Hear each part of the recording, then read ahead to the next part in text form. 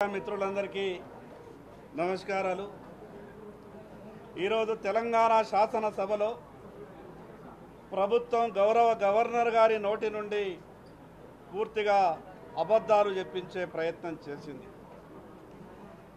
రైతులకు సంబంధించినటువంటి ఈ రాష్ట్రంలో 2 లక్షల రూపాయల రుణమాఫీ రాష్ట్రంలో ఉన్నటువంటి రైతులందరికీ కూడా ఏకకాలంలో మాఫీ చేస్తామనే విధంగా గవర్నర్ గారి నోటి ద్వారా చెప్పించింది।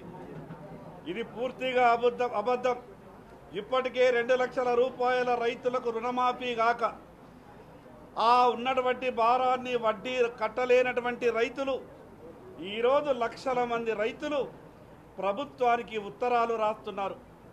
కానీ చేయని పనిని చేసినట్టుగా గవర్నర్ గారి నోటి ద్వారా ఈ ప్రభుత్వం అబద్ధాలు మాట్లాడించింది।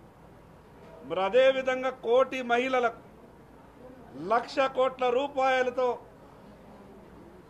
కోటీశ్వరులను చేసినాము మహిళలను అని చెప్పించారు। ఈ ప్రభుత్వానికి సూటిగా అడగదలుచుకున్నాం, ఈ తెలంగాణ రాష్ట్రంలో ఉన్నటువంటి ఏ గ్రామాన్నైనా మీరు ఎంచుకోండి, అక్కడికి వెళ్దాం, ఏ మహిళా సోదరి మనకి కోటి రూపాయల సాయం ప్రభుత్వం ద్వారా వచ్చిందో ఈ ప్రభుత్వం నిరూపించాల।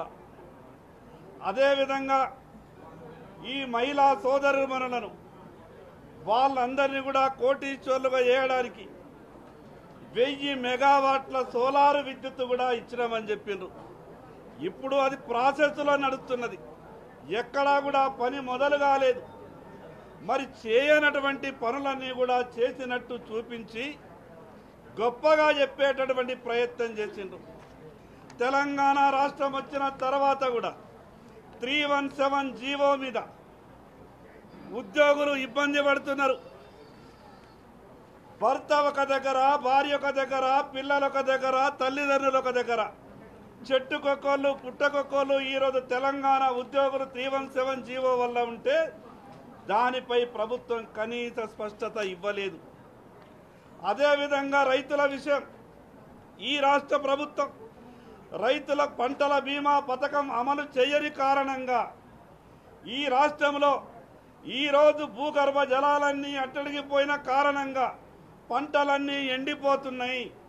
కనీసం ప్రభుత్వం రైతులకు ఏ రకంగా సాయం చేస్తుందో ఆ విషయాన్ని కూడా చెప్పేటటువంటి ప్రయత్నం చేయలేదు।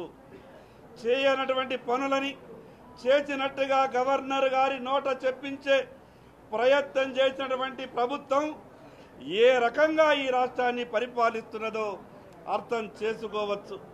మరి అదేవిధంగా బడ్జెట్లో గత బడ్జెట్లో కేటాయించినటువంటి ఎస్సీ ఎస్టీ బీసీల నిధులు కనీసం 20% కూడా ఖర్చు కాలేదు। అన్ని విషయాలలో గవర్నర్ గారి నోటితోని అబద్ధం చెప్పించే ప్రయత్నం చేశారు। కాబట్టి ఈ విషయాలన్నిటి మీద రేపు గవర్నర్ గారు ధన్యవాదాలు చెప్పేటటువంటి తీర్మానంలో ప్రభుత్వం చేసినటువంటి అన్ని తప్పుల మీద భారతీయ జనతా పార్టీ నిలదీస్తుందని ఈ సందర్భంగా తెలియజేస్తున్నాం।